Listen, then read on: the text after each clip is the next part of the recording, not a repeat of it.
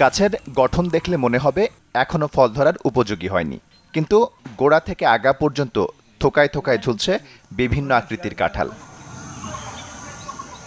আঠাবিহীন ভিয়েতনামি 12 মাসি এই কাঁঠাল চাষ করছেন চুয়াডাঙ্গার কৃষি উদ্যোক্তা সাদ্দাম হোসেন। প্রায় 2 শতাধিক গাছ রয়েছে তার বাগানে। গাছ লাগানো 6 মাস পর থেকেই ধরছে কাঁঠাল। 1 বছরে আয় করেছেন প্রায় 6 লাখ টাকা।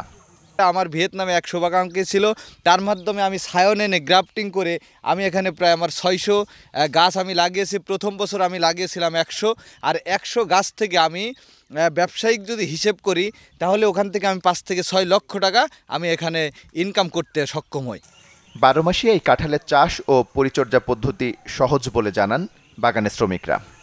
যখন কাঁঠালের কীটনাশক লাগে, মনে করেন যে আপনার যখন যে কালো জাব লাগে, সাদা জাব লাগে, জাবের জন্য আমরা ট্রিটমেন্ট দিই। তারপরে আপনার মনে করেন যে এটা সেচ, যখন মাটি শুকানোর পরে আমরা সেচ দিই, সেচ দেওয়ার পরে মনে করেন সার দিই। আঠাবিহীন ভিয়েতনামি এই কাঁঠাল চাষ দেশের কৃষি অর্থনীতিতে আশীর্বাদ বলে জানান উপজেলা কৃষি কর্মকর্তা।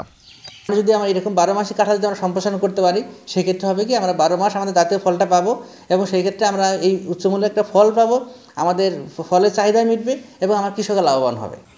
দেশব্যাপী কাঁঠালের এই জাত ছড়িয়ে দিতে পারলে পুষ্টির চাহিদা পূরণের পাশাপাশি সারা বছর কাঁঠালের স্বাদ নিতে পারবেন দেশের মানুষ।